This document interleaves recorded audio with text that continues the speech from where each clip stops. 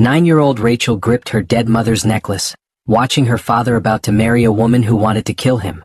The wedding hall was beautiful, white flowers, sparkling lights, happy guests. But Rachel's heart was pounding. She had discovered Clara's terrible secret, and this was her last chance to save Daddy's life. The pastor smiled. If anyone has a reason why these two should not be married, speak now or forever hold your peace. Rachel stood up, her small voice cutting through the silence like a knife. Stop. Daddy, please don't marry her. She wants to kill you. The room exploded in gasps and whispers. Clara's sweet smile vanished, showing the evil underneath. But Rachel didn't care. She had to save the only parent she had left.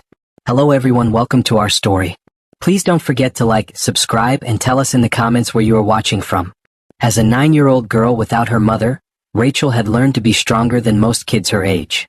She had been only 8 when Mary, her mother, died from cancer, leaving her to help her broken father put their lives back together. The grief was scary, but Rachel knew Daddy needed her. Rachel had to grow up fast. She learned to make her own breakfast when Daddy Peter forgot to eat. She reminded him about parent-teacher meetings and helped him figure out how to braid her hair for school. It was hard being the one to take care of things, but she did it because she loved him. She'd seen it in Daddy's eyes, the way he still looked at Mama's empty chair at dinner, the quiet moments when he thought she wasn't watching and tears would roll down his face. But Rachel was brave, just like her mother had taught her to be. She would hug Daddy when he looked sad and tell him funny stories from school to make him smile. But as the months passed, Rachel began to notice something that worried her. Daddy was so lonely and sad that sometimes he forgot she was there. He would stare at nothing for hours, and Rachel would have to say his name 3 times before he heard her. She was only 9 years old, but she felt like she was taking care of a grown-up instead of the other way around. Rachel missed her mama terribly, but she was also scared about Daddy. She remembered Mama's last words about taking care of him, and she tried her best every single day. That's why, when Daddy met Clara at the grocery store in downtown, Rachel wanted to be happy for him. Clara was pretty and made Daddy laugh again. For the first time in a year, he started singing in the car and planning fun weekend trips to the park. But from the very first moment, Rachel felt something cold and wrong about Clara. Clara's smiles looked fake to Rachel, like the mean kids at school who were nice to the teacher but nasty when no one was looking. When Daddy wasn't watching, Clara's eyes would turn hard and scary. Rachel tried to tell herself she was just being jealous. Maybe she didn't want anyone to take Mama's place. But deep in her heart, she remembered her mother's last words, "Trust your feelings, baby girl. If something feels wrong, pay attention." And everything about Clara felt very, very wrong. Within 6 months of meeting at the grocery store, Daddy proposed to Clara right there in their small apartment. Rachel watched from the top of the stairs as Clara said yes, jumping up and down with fake excitement. But when Clara thought no one was looking, Rachel saw her real face, cold, mean, and calculating. That's when Rachel knew she had to protect her father. She had no idea how dangerous Clara really was, or how brave she would have to be to save the only parent she had left. The morning after Daddy proposed, Rachel woke up to the smell of pancakes. Real pancakes, not the frozen ones she had been making for breakfast. She hurried to the kitchen and found Clara at the stove, flipping golden pancakes like she owned the place. "Good morning, sweetie," Clara sang, her voice too cheerful for the early morning. "I thought I'd make us a special breakfast to celebrate." Daddy sat at the table with the biggest smile Rachel had seen since before Mama got sick. "Isn't Clara wonderful? She's going to take such good care of us." Rachel sat down slowly. The pancakes smelled delicious, but something about seeing Clara in Mama's kitchen, using Mama's pan, made her stomach feel tight. "These are Mama's favorite," Rachel said quietly, looking at the heart-shaped pancakes on her plate. Clara's smile flickered for just a second. "Well, now they can be our favorite too. We're going to be a family after all." But the way Clara said family made it sound like a bad word. After breakfast, Clara pulled out a thick magazine full of wedding pictures. "Look at all these beautiful dresses. And flowers. And cakes. We're going to have the most amazing wedding." Daddy leaned over the magazine, pointing at different pictures. "What about this one? Or this one? Everything looks so perfect." Rachel watched Clara's face as she looked at the pictures. Most brides in movies looked happy and dreamy when they talked about weddings. But Clara looked like she was planning something else entirely. Her eyes were sharp and focused, like she was solving a math problem. "I want everything to be perfect," Clara said, and the way she said perfect made Rachel's skin feel cold. Absolutely perfect. That afternoon, while Daddy was at work, Clara stayed at their apartment to plan wedding details. Rachel was supposed to be doing homework in her room, but she kept hearing Clara talking on the phone. "Yes, everything is going exactly as planned," Clara said in a voice that was completely different from her sweet, sing-song voice. This voice was hard and mean. "The wedding is in 3 weeks. After that, it should only take a few days." Rachel crept closer to the kitchen door, her heart beating fast. "Don't worry about the kid," Clara continued. "She's too young to cause any real problems. And Peter trusts me completely. He's so grateful that someone loves him again, he'll believe anything I tell him." The way Clara said Daddy's name made Rachel feel sick. It wasn't the way someone says the name of someone they love. It was the way someone says the name of someone they want to trick. "Just make sure everything is ready on your end, Jackson," Clara said. "Once I'm his wife, the insurance money will be easy to get. And this house will be worth a lot when we sell it." Insurance money? Rachel's hands started to shake. Why would Clara be talking about insurance money? And who was Jackson? "I have to go," Clara said suddenly. "The kid might be listening." Rachel quickly ran back to her room and pretended to be doing math homework. But her mind was racing. What insurance money? What was Clara planning? And who was this Jackson person? When Daddy came home that evening, he was carrying flowers and a small jewelry box. "Surprise," he said, kissing Clara on the cheek. "I got you something special." Clara opened the box and gasped. Inside was a beautiful diamond ring that sparkled in the kitchen light. "Oh, Peter. It's gorgeous," Clara said, and her voice was back to being sweet and fake. "I love it so much." But Rachel noticed that Clara looked at the ring the same way she looked at the wedding magazines, like she was calculating how much money it was worth. That night, after Clara went home to her own apartment, Rachel tried to talk to Daddy. "Daddy, do you really know Clara very well?" she asked as he tucked her into bed. "What do you mean, sweetheart? I mean, do you know about her family? Her friends? Where she used to live?" Daddy smiled and smoothed Rachel's hair. "Clara and I are still getting to know each other, but that's what makes it exciting. She makes me feel alive again, Rachel. For the first time since Mama died, I feel happy." Rachel wanted to tell him about the phone call, about the insurance money, about the cold look in Clara's eyes. But looking at Daddy's happy face, she didn't know how to explain what she had heard without sounding like she was making it up. "I just want you to be careful," she said quietly. "Oh, baby girl," Daddy said, kissing her forehead. "You don't need to worry about me. Clara loves us both. She's going to take good care of our family." But as Daddy turned off the light and left her room, Rachel touched her mother's necklace and whispered, "Mama, I think Daddy's in trouble. I don't know what to do." The necklace felt warm against her skin, and for just a moment, Rachel felt like her mother was right there with her, telling her to be brave and pay attention to everything. Because Rachel was starting to understand that Clara wasn't just a mean person who didn't really love Daddy. Clara was something much worse than that. The next few days felt like a bad dream that wouldn't end. Clara was at their apartment every morning and every evening, acting like she already lived there. She moved Mama's favorite coffee mug to a different shelf and changed the channel when Rachel was watching her favorite cartoon show. "We need to start making some changes around here," Clara said one evening, looking around their small living room. "This place needs a woman's touch." But Clara's touch felt nothing like Mama's. Where Mama had made their home warm and cozy, Clara made everything feel cold and strange. Rachel decided she needed to find out more about Clara's phone calls. The next afternoon, while Daddy was at work and Clara was supposedly running errands, Rachel did something that would have gotten her in big trouble if Mama were still alive. She went through Clara's purse. Clara had left it on the kitchen counter while she went to the bathroom. Rachel's hands shook as she carefully opened the black leather bag. Inside, she found Clara's phone, some makeup, and a small notebook with numbers and names written in it. One name jumped out at her: Jackson Miller, followed by a phone number and the words "Bus Station Plan B." Rachel quickly wrote down the number on a piece of paper and stuffed it in her pocket just as Clara came back into the kitchen. "What are you doing, sweetie?" Clara asked, and her voice had that fake sweetness again. "I was just getting some water," Rachel said, her heart pounding so hard she was sure Clara could hear it. Clara looked at her purse, then back at Rachel. For a moment, her eyes went cold and suspicious. But then she smiled that fake smile again. "Well, aren't you a thirsty little girl? Why don't you go play in your room? I need to make some important phone calls." Rachel nodded and hurried to her room, but she didn't close the door all the way. She left it open just a tiny crack so she could listen. Sure enough, within 5 minutes, Clara was on the phone again. "Jackson, we might have a problem," Clara whispered. "I think the kid is getting suspicious." Rachel pressed her ear closer to the door crack. No, I don't think she heard anything important, Clara continued. But kids notice things. Maybe we should move faster. There was a long pause while Clara listened to whoever this Jackson person was. You're right, Clara said finally. 3 weeks is too long. Let's make it 2 weeks. Right after the honeymoon. Honeymoon? Rachel felt her stomach drop. Daddy had mentioned taking a honeymoon trip to the mountains after the wedding. The poison will work perfectly, Clara said, and Rachel's blood turned to ice. He'll never suspect anything. A heart attack on his honeymoon, so sad, so tragic. His poor new wife will be devastated. Poison. Clara was planning to poison Daddy. Rachel had to cover her mouth with both hands to keep from screaming. Her legs felt so weak she had to sit down on the floor. And the life insurance policy is for how much? Clara asked.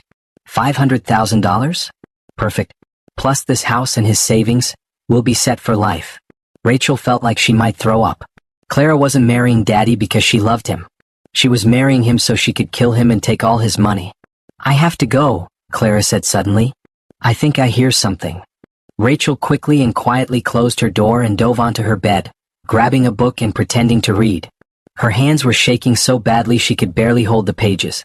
A moment later, Clara knocked on her door. Rachel? I'm leaving now, sweetie. Your daddy will be home soon. Okay, Rachel managed to say, trying to keep her voice normal. After she heard the front door close, Rachel ran to her window and watched Clara drive away in her red car. Then she ran to the phone in the kitchen and dialed the one person she knew would believe her. Uncle Gabriel? It's Rachel. I need help. Something terrible is going to happen to Daddy. Uncle Gabriel had been Daddy's best friend since college. He was like the uncle Rachel had never had, always bringing her books and taking her to the zoo when Daddy was too sad after Mama died. Slow down, little bird, Uncle Gabriel said in his calm, deep voice. What's wrong? It's Clara, Rachel said, the words tumbling out fast. She doesn't really love Daddy. She's going to marry him and then poison him and take his money. I heard her talking on the phone about it. There was a long silence on the other end of the phone. Rachel, Uncle Gabriel said carefully, that's a very serious thing to say. Are you sure about what you heard? I'm sure. She was talking to someone named Jackson about poison and life insurance money. Uncle Gabriel, she's going to kill Daddy. Where is your father now? At work. He'll be home soon. And where is Clara? She left. She said she had errands to run. Uncle Gabriel was quiet for a moment. Rachel, I want you to listen to me very carefully. Don't say anything about this to your father yet. Sometimes grown-ups need proof before they can believe something so serious. Do you understand? But Uncle Gabriel I believe you, little bird. But we need to be smart about this. Can you write down exactly what you heard Clara say? Rachel ran to her room and got a notebook and pen. Okay, I'm ready. Write down every word you remember. And Rachel? If you hear Clara making any more phone calls, try to write those down too. But be very, very careful. If Clara really is planning something bad, we don't want her to know that you know. After Rachel hung up with Uncle Gabriel, she felt a little bit better. At least now someone believed her. But she also felt scared. If Clara found out that Rachel knew about her plan, what would Clara do to her? That evening, Daddy came home with Chinese takeout and more flowers for Clara. Where's Clara? He asked, looking around the apartment. She had to go home, Rachel said. Daddy, can I ask you something? Of course, sweetheart. Do you have life insurance? Daddy looked surprised. That's an odd question, Rachel. Why do you ask? Rachel's heart started beating fast again. She couldn't tell him the truth, not yet. We talked about it in school. About how grown-ups get insurance to take care of their families. Well, yes, I do have life insurance. After Mama died, I made sure to get a good policy so that if anything ever happened to me, you would be taken care of. How much money is it? Daddy sat down next to her on the couch. It's enough to make sure you could go to college and have a good life. But Rachel, nothing is going to happen to me. I'm young and healthy. But Rachel knew something Daddy didn't know. Something terrible was planned to happen to him, and she was the only one who could stop it. That night, after Daddy went to bed, Rachel sat by her window and looked up at the stars. She touched her mother's necklace and whispered, Mama, I don't know how to save Daddy. I'm just a kid. What am I supposed to do? The necklace felt warm against her skin, and somehow Rachel knew what her mother would tell her. Be brave, baby girl. Be smart and be brave. The next morning, Rachel woke up with a plan. She needed to find proof, real proof that grown-ups would believe. Uncle Gabriel had said she needed evidence, and that's exactly what she was going to get. Clara was coming over for lunch to discuss wedding details with Daddy. This might be Rachel's chance to search Clara's things more carefully. When Clara arrived, she was carrying a big white bag and acting more excited than usual. "I brought my wedding dress to show you both," she announced, pulling out the most beautiful white dress Rachel had ever seen. It was covered in tiny pearls and sparkled in the sunlight coming through their living room window. Daddy's eyes got misty. "Mary would have loved to see you in that dress," he said softly. For just a second, Clara's smile slipped, and Rachel saw something ugly flash across her face. But then the fake sweet smile was back. "I'm sure she would have," Clara said, but her voice sounded stiff and cold. While Daddy and Clara looked at wedding magazines on the couch, Rachel excused herself to go to the bathroom. But instead, she snuck into the hallway where Clara had left her purse and jacket. This time, Rachel was more careful. She quietly unzipped Clara's purse and looked inside. There was the little notebook again, but now there were new things written in it. She saw the words, "Wedding 2 weeks," and under that, "Honeymoon Cabin Mountain View Resort." But what made Rachel's heart stop was the next line. "Poison? Ask Jackson about timing." Rachel quickly took out her phone, the old one Daddy had given her for emergencies, and took a picture of the page. Her hands were shaking so badly she almost dropped the phone. But then she heard something that made her freeze. "Rachel? Where are you, sweetie?" Clara's voice was getting closer. Rachel quickly put everything back in the purse and ran to the bathroom, flushing the toilet just as Clara knocked on the door. "I'm in here," Rachel called out, trying to keep her voice normal. "Okay, honey. We're about to order pizza for lunch. What kind do you want?" "Cheese is fine," Rachel said, and she was proud that her voice didn't shake. During lunch, Rachel watched Clara carefully. She noticed that Clara barely ate her pizza, and she kept checking her phone like she was waiting for an important message. "I have to step outside for a minute," Clara said suddenly. "Work is calling." But Rachel had seen the name on Clara's phone screen when it buzzed. It wasn't work. It was Jackson. As soon as Clara went outside, Rachel ran to her bedroom window, which looked out onto the building's back alley. She could see Clara pacing back and forth talking on the phone. Rachel opened her window just a tiny bit so she could hear. "The wedding is in 13 days, Clara was saying. "Are you ready with everything?" Rachel couldn't hear what Jackson was saying, but she could hear Clara's responses. "Good. And you're sure this stuff won't be detected? It has to look like a natural heart attack." Rachel felt sick to her stomach, but she kept listening. "I'll put it in his coffee on our second morning at the honeymoon cabin. He always drinks coffee first thing in the morning. By the time anyone finds him, it'll be too late." Clara paused, listening to Jackson. "Don't worry about the kid. After Peter dies, I'll send her to live with relatives. I don't want her around anyway, she's too nosy for her own good." Rachel had to bite her lip to keep from crying. Clara was planning to kill Daddy and then get rid of her too. "Just make sure you have everything ready," Clara continued. "The poison, the fake ID for me, and the plane tickets. We'll be on our way to Mexico with all his money before anyone knows what happened." "Mexico?" So Clara was planning to take Daddy's money and run away to another country. "I have to go," Clara said. "The kid's probably wondering where I am." Rachel quickly closed her window and ran back to the kitchen, pretending to clear up the pizza boxes. "Sorry about that," Clara said, coming back inside. "Work emergency." But Rachel had heard enough. Clara wasn't just planning to poison Daddy, she had a whole escape plan with this Jackson person. They were going to take all of Daddy's money and disappear. That night, after Clara finally left and Daddy went to bed, Rachel called Uncle Gabriel again.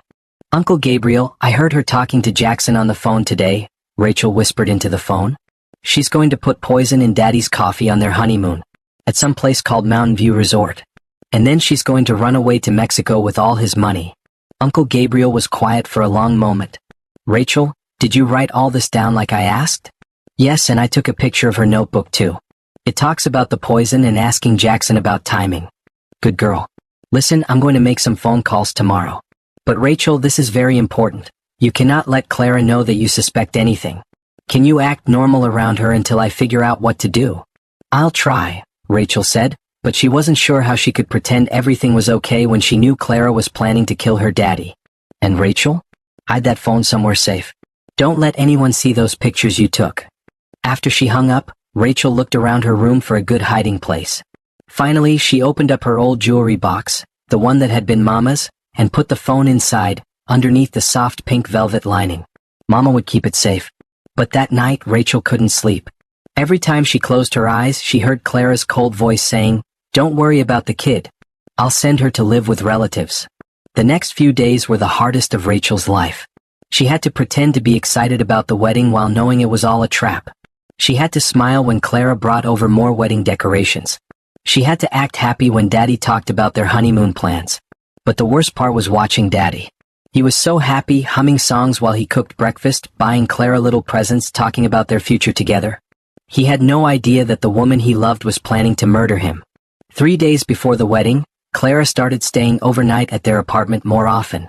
"Just getting used to living together," she told Daddy with that fake sweet smile. But Rachel noticed that Clara was always watching her now. And she noticed that Clara's purse was never left alone anymore. She took it with her everywhere, even to the bathroom. On Thursday night, 2 days before the wedding, Rachel woke up to the sound of Clara's voice in the hallway. She crept to her bedroom door and opened it just a crack. Clara was talking on the phone again, but this time she was being much quieter. "Everything's set for Saturday," Clara whispered. "The wedding's at 2 p.m., then we leave for the cabin at 4. You'll meet me there Sunday night with everything, right?" Rachel held her breath, straining to hear. "Good. Make sure the poison is strong enough but won't show up in tests. It needs to look like he had a heart attack from all the excitement of being a new husband."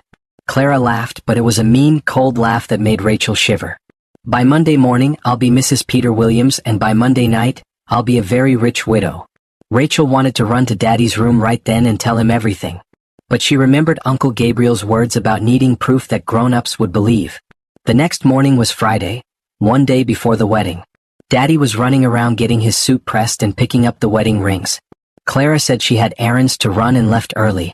This was Rachel's chance. She called Uncle Gabriel.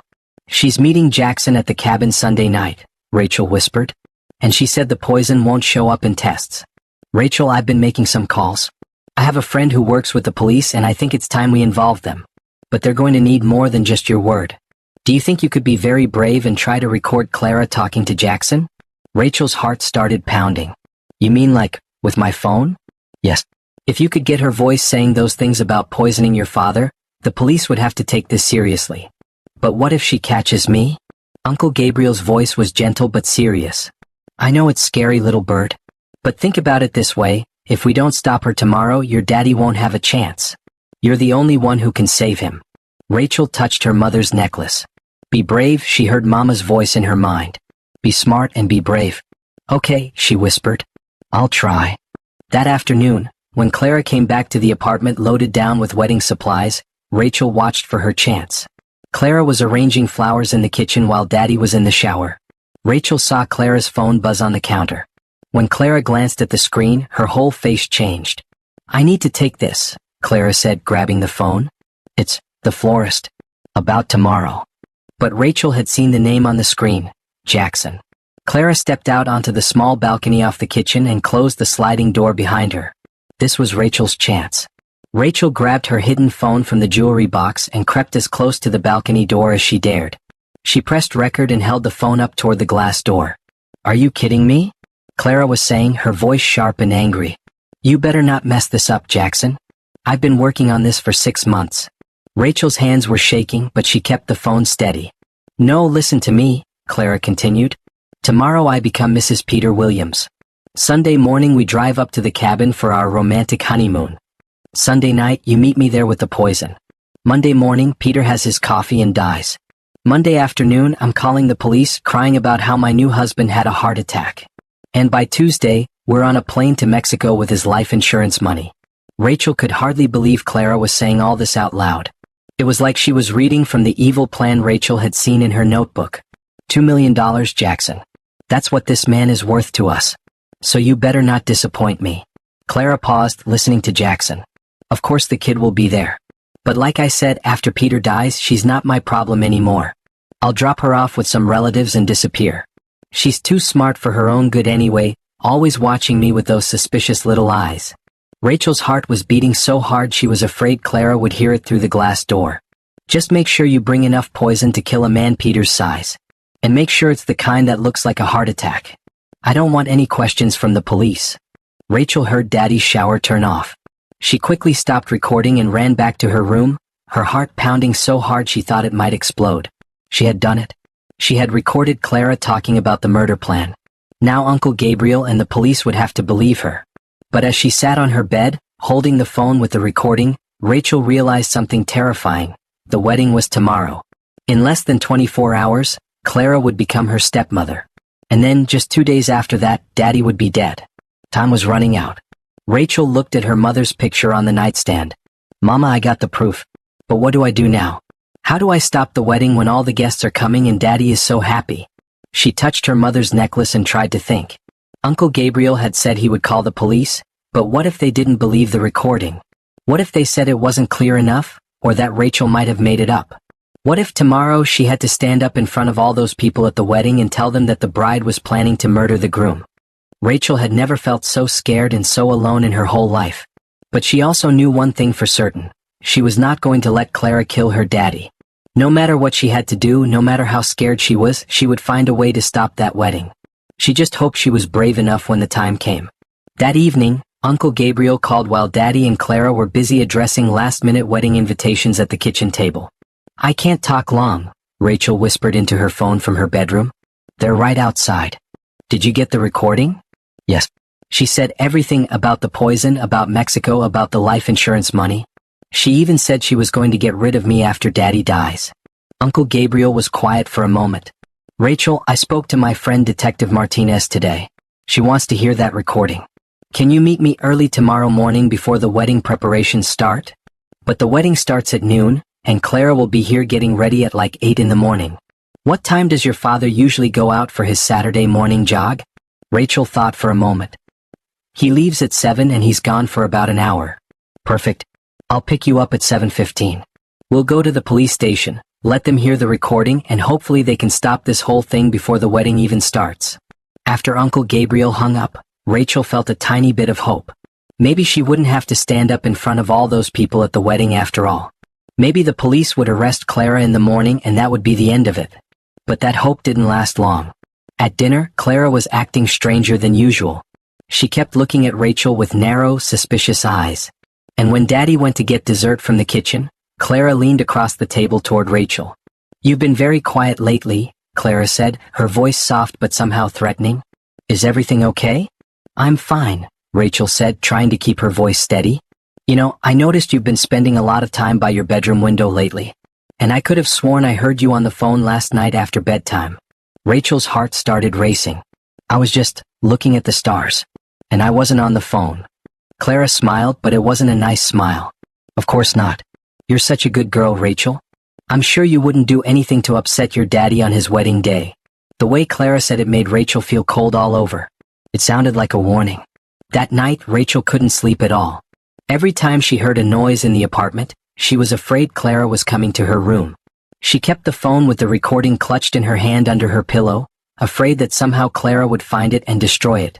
When her alarm clock showed 6:30 a.m., Rachel got dressed quietly and waited by her bedroom door, listening for Daddy's morning routine. At exactly 7 o'clock, she heard him getting his running shoes from the closet. I'm going for my jog, he called out. Clara, you can start getting ready whenever you want. Rachel, try to help Clara with whatever she needs, okay? Of course, darling, Clara called back from the bathroom. Have a good run.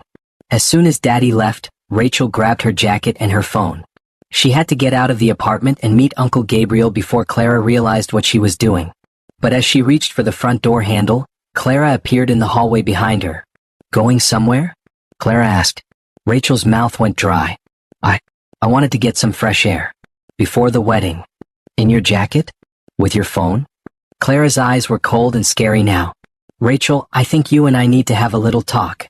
Clara stepped closer, and Rachel could smell her perfume, the same perfume that had seemed so nice when Clara first started dating Daddy, but now it made Rachel feel sick. I think you've been listening to conversations you shouldn't be listening to, Clara said quietly. I think you've been sticking your little nose where it doesn't belong. Rachel backed against the front door. I don't know what you mean. Oh, I think you do. Clara reached out and grabbed Rachel's arm, not hard enough to hurt but firm enough to scare her. Give me your phone. Why? Because I said so. And because after today I'm going to be your mother. So you better start learning to do what I tell you. Rachel clutched the phone tighter. If Clara got the recording, there would be no proof. The police wouldn't believe her. And Daddy would die on his honeymoon. I said give it to me. Clara's grip on Rachel's arm got tighter. Just then there was a knock on the front door behind Rachel. Rachel? It's Uncle Gabriel. Are you ready? Clara's face went white, then red with anger. She let go of Rachel's arm and stepped back. Don't you dare open that door, Clara whispered. But Rachel was already turning the handle. Uncle Gabriel, she called out, pulling the door open quickly and running to him.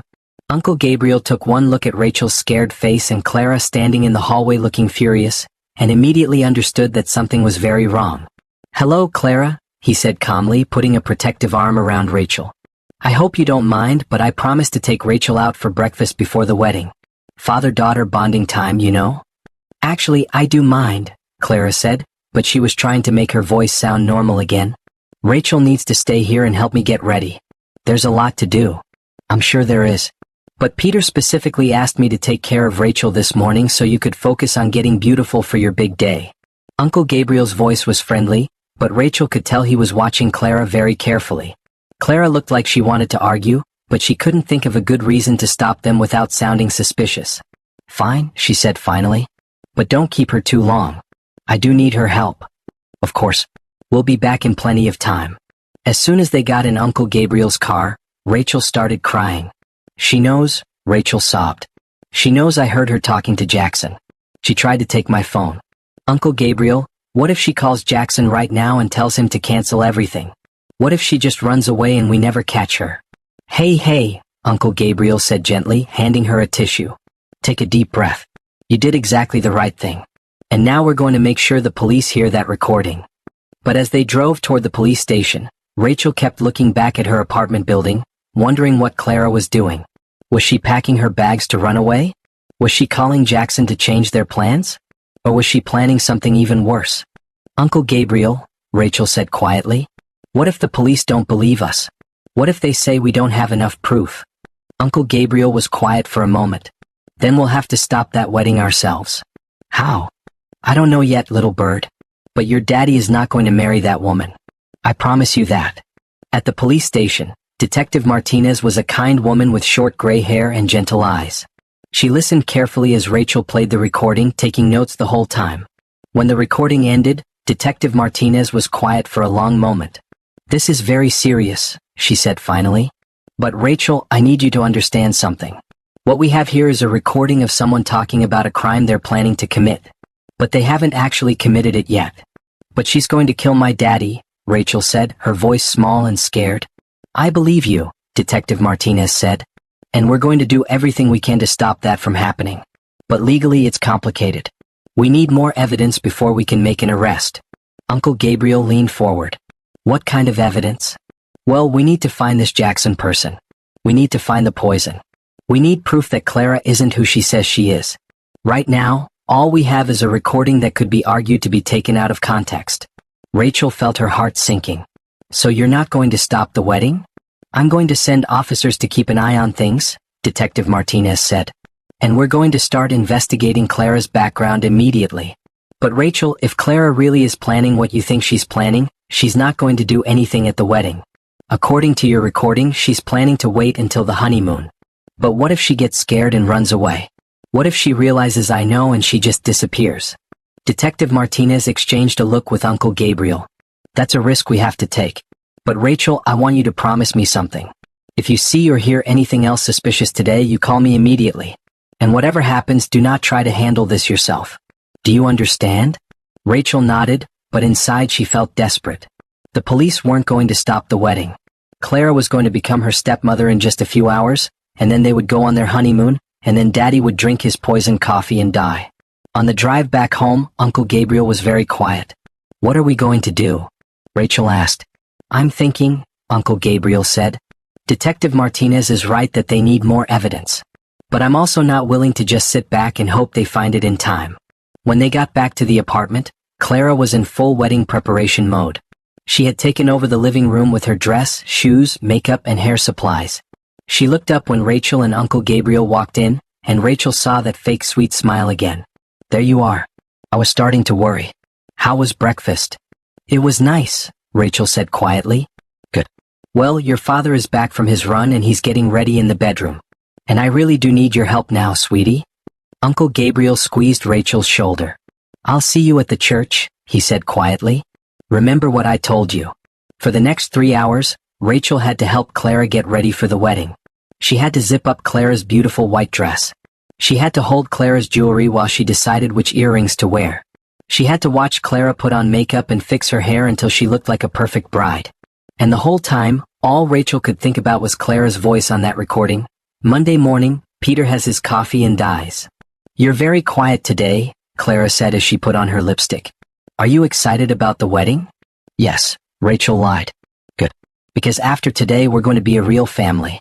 And Rachel, I want you to know that I'm going to take very good care of your father. He's going to be very, very happy." The way Clara said it made Rachel feel sick. At 11:30, the car service arrived to take them to the church. Daddy looked handsome in his black tuxedo, and Clara looked beautiful in her white dress. They looked like the perfect happy couple. If only Daddy knew what Rachel knew. The church was decorated with white roses and baby's breath. All of Daddy's friends and family were there, dressed in their best clothes, smiling and taking pictures. Everyone was so happy and excited. Rachel sat in the front row, wearing her best dress and her mother's necklace. Uncle Gabriel sat next to her, and she could tell he was watching everything very carefully. As the wedding march began to play and Clara walked down the aisle on her father's arm, Rachel felt like she might throw up. Everyone was smiling and some people were even crying happy tears.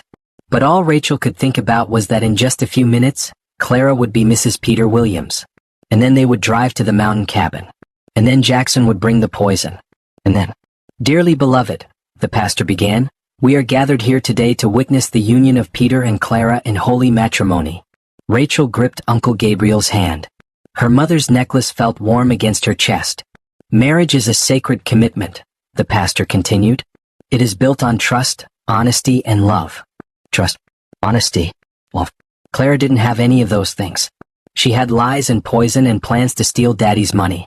If anyone has any reason why these two should not be married, speak now or forever hold your peace. The church was completely silent. This was it. This was Rachel's moment. But her voice wouldn't work. She opened her mouth, but no sound came out. Her heart was beating so fast and so loud that she was sure everyone in the church could hear it. "Very well then," the pastor said, starting to move on. "Wait." The word came out much louder than Rachel had intended. Everyone in the church turned to look at her. Daddy's face was shocked and confused. Clara's face went completely white, then red with anger. Rachel stood up on shaky legs. She touched her mother's necklace for courage. "Daddy," she said, her voice trembling but getting stronger, "please don't marry her." The church erupted in surprised whispers and gasps.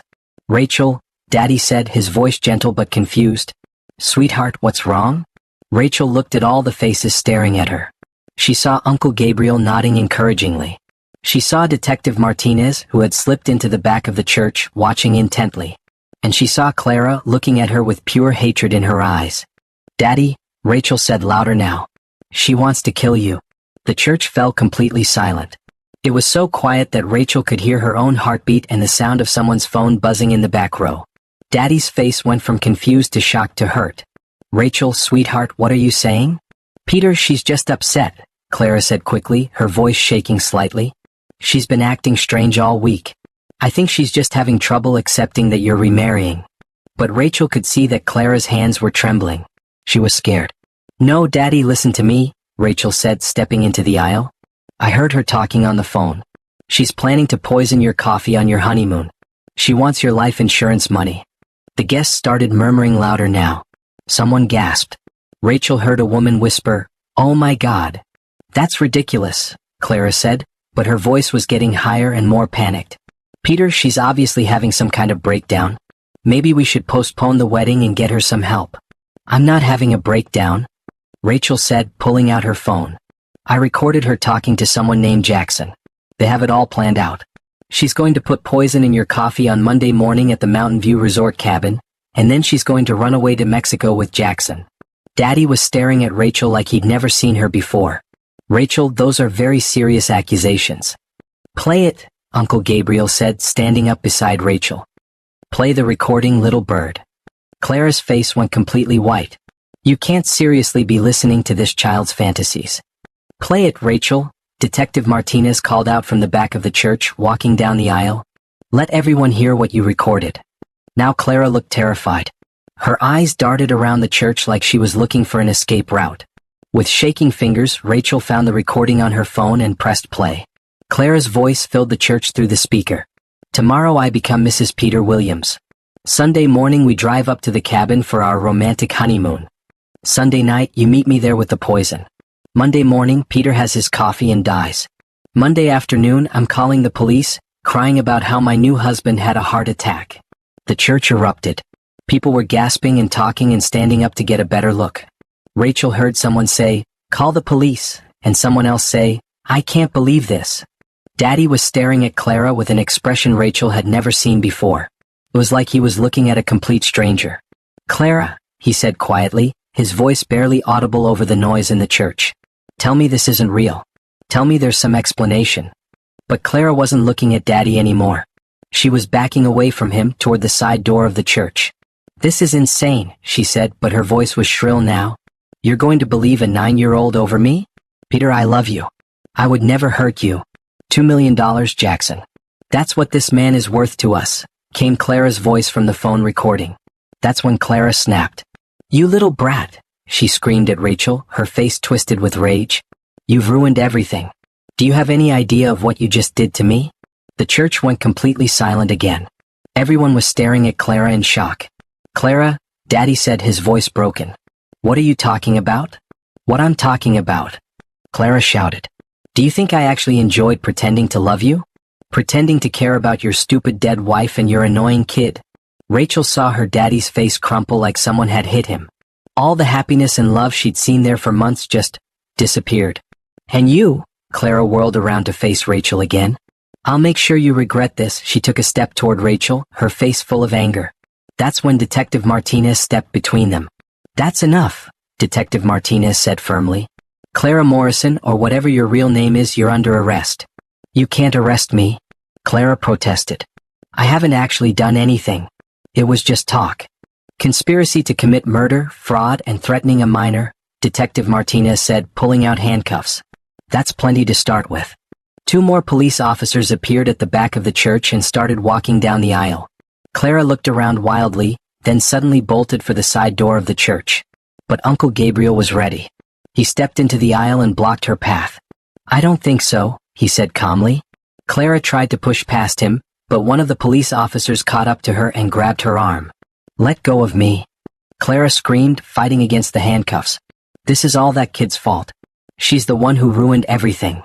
As the police led Clara away, still screaming and protesting, the church remained eerily quiet. Everyone was staring at the altar where Daddy stood alone in his tuxedo, looking lost and broken.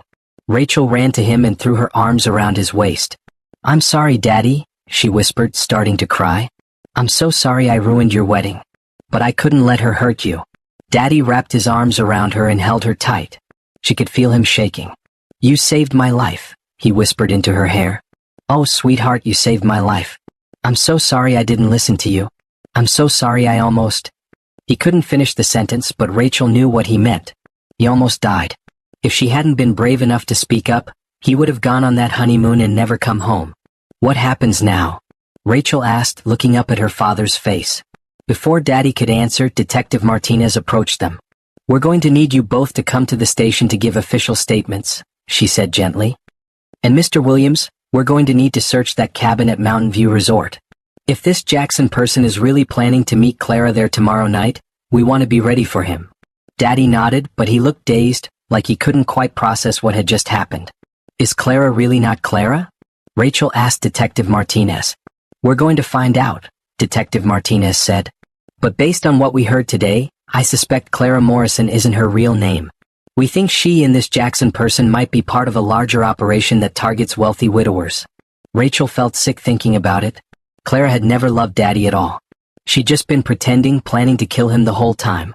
As they walked out of the church, past all the shocked wedding guests, Rachel saw the beautiful white decorations and the flowers and the wedding cake that would never be cut. She felt terrible for Daddy. This was supposed to be the happiest day of his life, and instead, it had turned into a nightmare. But at least he was alive.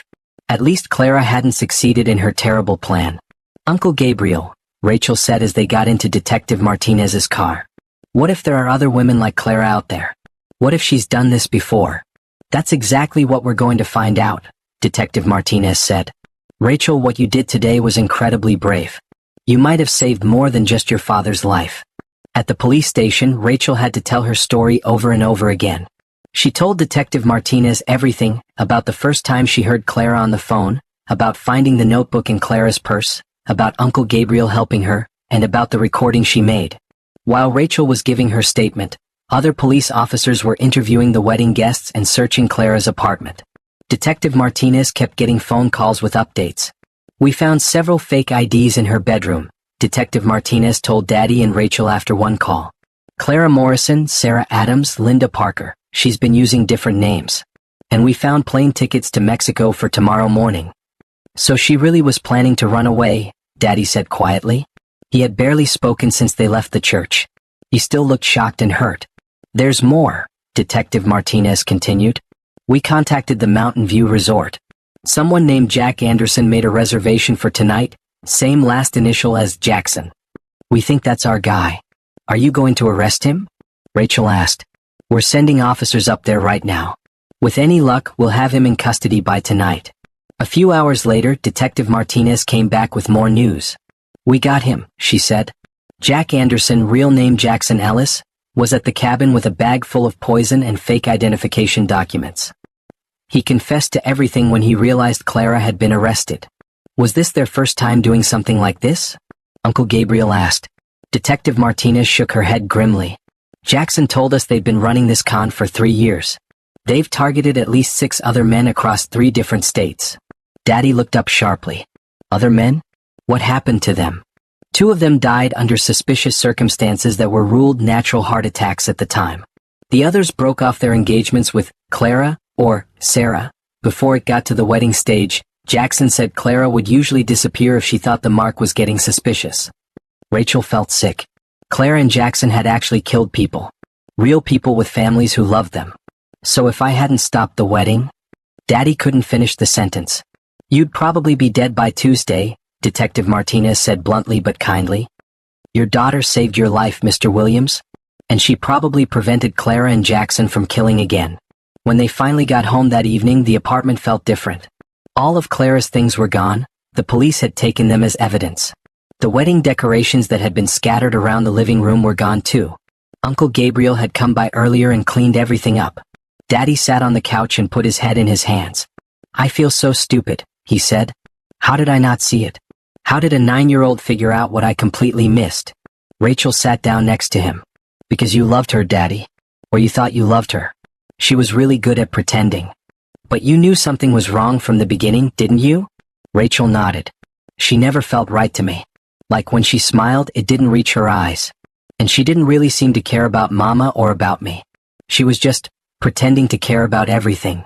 Daddy pulled Rachel into a hug. I'm so sorry I didn't listen to you. I'm so sorry I made you feel like you had to handle this all by yourself. But I wasn't by myself, Rachel said. Uncle Gabriel helped me. And Mama helped me too. Mama? Rachel touched her mother's necklace. I could feel her telling me to be brave. And when I was scared, I would think about what Mama would want me to do. Daddy's eyes filled with tears. Your Mama would be so proud of you. I'm so proud of you. They ordered pizza for dinner and watched cartoons, but Rachel could tell Daddy was still very sad. She knew it wasn't just about Clara trying to kill him, it was about finding out that someone he thought loved him had been lying to him the whole time. Daddy? Rachel said as they were getting ready for bed. Are you going to be okay? Daddy sat on the edge of her bed. I think so. It's going to take some time to get over this. I feel embarrassed and hurt and, well, pretty scared about what almost happened. But I'm also grateful. So grateful that I have such a smart, brave daughter who loves me enough to save my life. I'll always protect you, Daddy. Just like you protect me. I know you will, sweetheart. But from now on, if you ever feel worried about anything at all, you come to me right away, okay? I promise I'll listen. That night, for the first time in weeks, Rachel slept peacefully. Clara was in jail. Jackson was in jail. Daddy was safe. The nightmare was over. But when she woke up the next morning, Daddy was sitting at the kitchen table with the newspaper and a very serious expression on his face. What's wrong? Rachel asked, suddenly worried again. Look at this, Daddy said, showing her the front page of the newspaper. The headline read, Local girl stops wedding, saves father from murder plot. There was a big picture of the church with police cars outside, and a smaller picture of Clara being led away in handcuffs. "We're in the newspaper?" Rachel asked, her eyes wide. "We're not just in the newspaper," Daddy said. "Detective Martinez called this morning. The story is on the news too. And apparently, some of the families of Clara and Jackson's other victims want to meet with us." "Why?" "To thank you," Daddy said quietly. "Rachel, because of what you did, the police were able to reopen the investigations into those two men who died. The families might finally get justice for their loved ones." Rachel felt overwhelmed. She had just been trying to save her daddy. She hadn't thought about all the other people Clara and Jackson had hurt. "There's something else," Daddy continued. "Detective Martinez said there might be more people involved in this. Clara and Jackson might have been part of a bigger group that targets lonely people. The FBI wants to interview us too." "The FBI?" Rachel's eyes got even wider. "It's nothing scary," Daddy said quickly. "They just want to understand how Clara operated so they can catch other people who might be doing the same thing." Just then the phone rang. Daddy answered it and talked quietly for a few minutes before hanging up. "Who was that?" Rachel asked. "A reporter from Channel 7 News. They want to do an interview with us." Rachel thought about this. "Do we have to?" "No, we don't have to do anything we don't want to do. But Rachel, I think your story could help other people. There might be other kids out there who notice something wrong with a parent's boyfriend or girlfriend but don't know what to do about it." Rachel touched her mother's necklace and thought about what Mama would want her to do. Maybe sharing her story could help protect other families. "Okay," she said. "But can Uncle Gabriel be there too?" "Of course," Daddy said. "Uncle Gabriel will always be there when you need him. Just like you were there when I needed you." Over the next few weeks, Rachel and Daddy did several interviews. They talked to newspaper reporters, television news shows, and even the FBI. Each time, Rachel told her story about trusting her instincts and being brave enough to speak up when something felt wrong. The interviews were scary at first, but Rachel felt proud when Detective Martinez told her that 3 more families had come forward with similar stories after seeing her on the news. The FBI was now investigating what they called a Black Widow ring, a group of people who targeted lonely widowers and widows to steal their money. "Your courage started something really important," Detective Martinez told her during one of their meetings. "We think we're going to be able to prevent a lot of other families from going through what you and your father almost went through." 6 weeks after the wedding that never happened, Daddy and Rachel were sitting by the river on a sunny Saturday afternoon, sharing sandwiches and watching the ducks swim by. "You know what I realized?" Daddy said, throwing pieces of bread to the ducks. "What?" "I spent so much time missing Mama and feeling lonely that I forgot how perfect our family already was. Just you and me." Rachel smiled and leaned against his shoulder. "We're a pretty good team." "The best team," Daddy agreed. "And I promise you, if I ever decide to date anyone again, which won't be for a very long time, I'm going to listen to you from the very beginning. Your instincts are better than mine." "Deal?" Rachel said, giggling. Just then, Daddy's phone buzzed with a text message. He looked at it and smiled. "Good news," he said. "Detective Martinez says Clara, whose real name is Sarah Adams, just pled guilty to conspiracy to commit murder. She's going to prison for 25 years. And Jackson got 30 years. So they can't hurt anyone else?" "Never again," Daddy said firmly. "Thanks to you." That afternoon, when they got home, Rachel went to her room and sat down at her desk. She took out a piece of paper and started drawing, something she hadn't done much of since Mama died. She drew a picture of herself and Daddy sitting by the river, with the sun shining down on them and the ducks swimming nearby. At the top of the picture, she drew a small heart with Mama written inside it, watching over them like a guardian angel. When she was finished, she pinned the drawing to her wall, right next to the old picture of Mama. Then she touched her mother's necklace and whispered, "Thank you for helping me be brave, Mama. I saved Daddy just like you would have wanted me to." A year later, Rachel was helping Daddy make pancakes for breakfast when the phone rang. It was Detective Martinez with news that made them both smile. "The FBI just arrested the last member of the Black Widow ring," Detective Martinez told them. "A woman in California who was targeting a widower with 2 young children. The children noticed something was off about her, just like you did, Rachel, and they told their school counselor. The counselor had seen your story on the news and knew to take it seriously."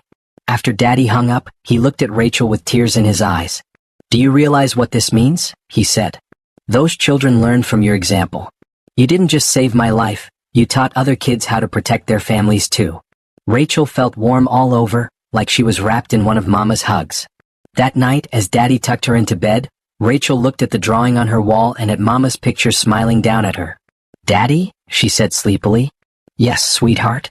I think Mama would be proud of our little family." "I think she would be too," Daddy said, kissing her forehead. "I think she would be very, very proud of both of us." As Rachel drifted off to sleep, wearing her mother's necklace and feeling safe and loved, she knew that sometimes the most important thing a person can do is trust their heart and find the courage to speak up for the people they love. And sometimes, even when you're just 9 years old, you can be the hero your family needs. I hope you enjoyed watching it as much as I enjoyed creating it. Like, share, and comment on the lessons you've learned. Let me know where you're watching from in the comments below. See you in my next video.